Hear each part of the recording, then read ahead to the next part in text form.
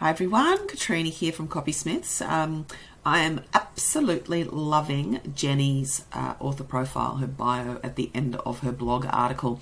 So she is a beauty blogger, but there's a couple of really interesting things that she's doing, and we can see in the results how it's going. So it's not just the author profile, but I just sort of use these investigations to find interesting things, and then I see more interesting things and I get a bit excited about it. But we can see here Jenny she's got her pronouns in there, which I think is kind of cool. That's interesting. It shows that she's really modern in her thinking. She's like right on point. So it's not just some really old kind of backwards profile. She's very deliberate in what she's doing and what she's crafting.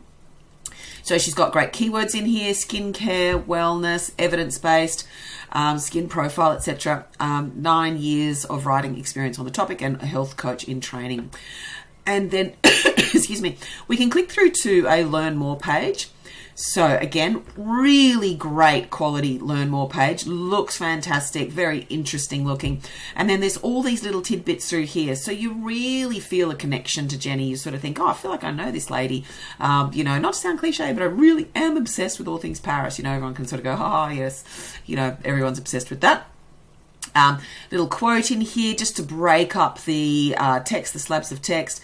And then there's her story. There's, sometimes, affiliate bloggers will have a story. And I'm not saying that Jenny's is not true. I'm just saying that there is often this, it's a trope. It's a story. It's either a rags to riches or it's a health condition. It's a journey that they've been through. But it does create a connection with the readers. So as long as it's true, which in this case I have no doubt that it is, but as long as it's true, then it can create a very good connection.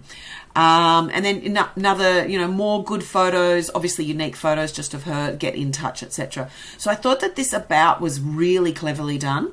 And then this is brilliant, this skin profile. So it's almost like if you sold fountain pens, you'd say, oh, here are my 3 favorite pens. Or if you had, if you're obsessed with iPhone cases or something, or you sold iPhone cases, here are my 3 favorite products from my range, or whatever it might be. It's a bit hard if you sell things like windscreen wipers, or I'm trying to think of some other sort of sanitary fittings, some things that are a little bit drier, but I'm sure you can come up with something. But this whole skin profile I thought was very, very clever. So my skincare profile, so she goes into who she is and what she's about.